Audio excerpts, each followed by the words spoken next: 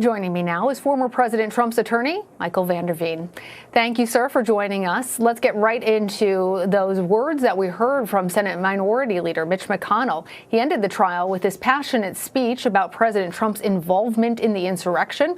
During it, he said that the former president is still liable for everything he did during his period in office. Are you expecting to face more charges against Mr. Trump in the near future, and do you anticipate being part of that defense? No, that's just political rhetoric, and I was hopeful that something would come out of this, that the political rhetoric would stop out of Washington, D.C., but I guess apparently it hasn't. Were you, though, surprised to hear those words coming from the leader of the Republican Party in the Senate? I'm not surprised to hear a politician say anything at all. No. Well, throughout the trial, you denied that Mr. Trump had a role in inciting the January 6th insurrection at the Capitol. You argued, first of all, that there was no insurrection, but during your closing arguments, you seemingly admitted that there was, in fact, an insurrection, using that word, saying that was not up for debate. What role did the former president play? You didn't understand the case. I used the word I'll give you the opportunity to clarify, sir. Sure. I used the word insurrection in my closing argument when quoting the charging documents.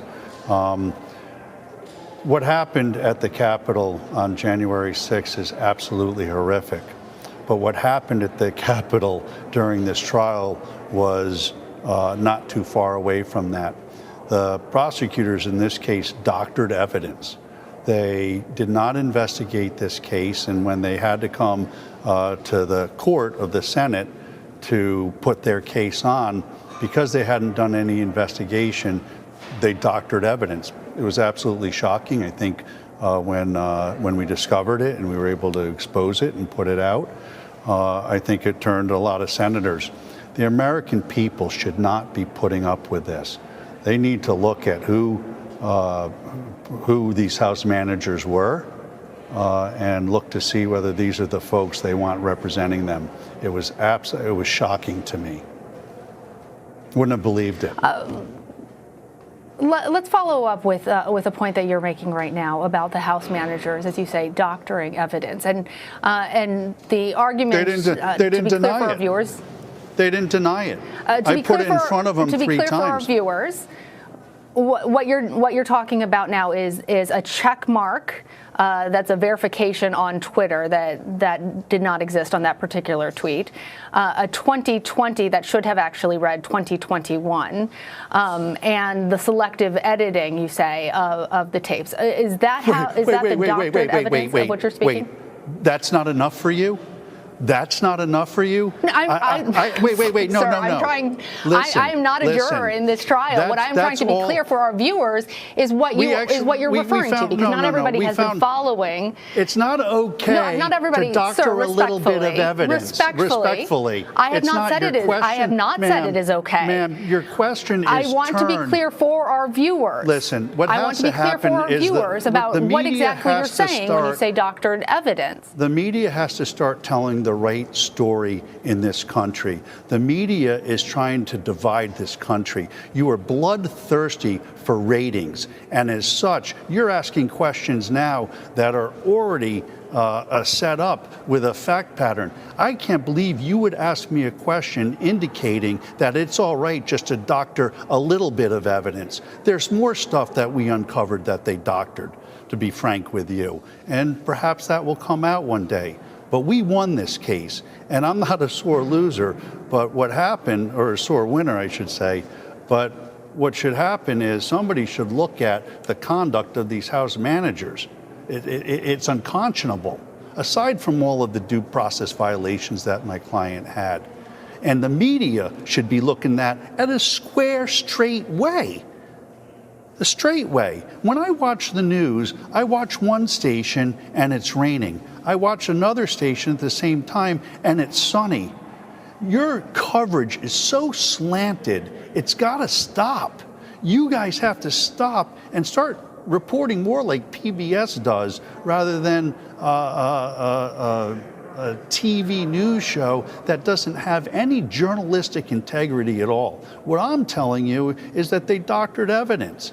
And I believe your question says, well, it's only a Twitter check and changing a year of a date here. They switched the date of a Twitter a year to try to connect it to this case. That's not a small thing, ma'am. The other thing they did is they put a check mark on something to make it look like it was a validated account when it wasn't. And when they were caught, they didn't say anything about it. They didn't even try to come up with an excuse about it. And that's not the way our prosecutors or our government officials should be conducting themselves.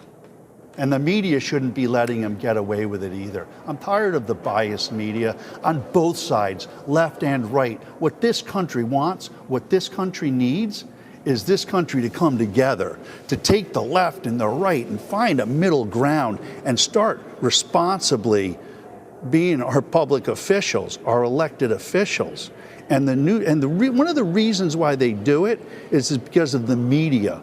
Because the media wants to tell their narrative rather than just telling it like it is. And frankly, I'm tired of it. I'm not a media, I'm not in front of your cameras all the time, but what I've been subjected to this last week. I understand, and I've given you the opportunity. You don't want to hear the truth. Yeah.